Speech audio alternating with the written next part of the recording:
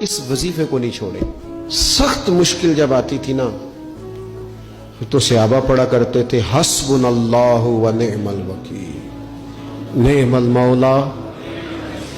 پڑھیے گا حسبنا اللہ و نعم المولا و نعم النصیر. اس کا معنی بڑا خوبصورت ہے. بالکل سادہ سا مختصر سا معنی کرے نا تو اس کا معنی یہ ہے میرے لیے اللہ ہی کافی ہے. اللہ میرا مددگار ہے، اللہ بہترین مددگار ہے، اللہ بہترین کفایت کرنے والا ہے. اس وظیفے کو نہیں چھوڑے اور اس کے معنی سمیت اس کو یاد رکھیں. آپ محسوس کریں گے طبیعت طاقتور ہو گئی ہے، روح طاقتور ہوگی. اس کو بھولنا نہیں.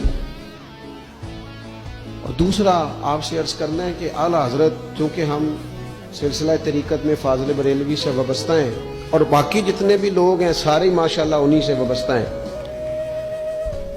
اعلیٰ حضرت نا لا حول ولا قوت الا باللہ العلی العظیم پڑھنے کی بڑی فضیلت بیان کرتے ہیں. یہ ایسا وظیفہ ہے جو سب کو آتا ہے نا ماشاءاللہ.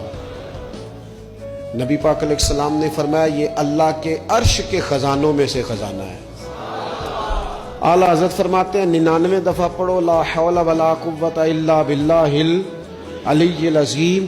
فرمایا اللہ تعالیٰ تمہیں 99 بیماریوں سے شفا دے گا اور اس میں سب سے چھوٹی بیماری ٹینشن کی بیماری ہے. سب سے چھوٹی بیماری غم کی بیماری ہے، چھوٹی، باقی بڑی بڑی ہوں گی.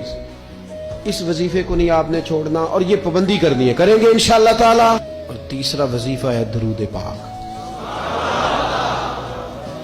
یہ بندہ درود پاک پڑھتا ہے تو پتہ ہوتا کیا ہے؟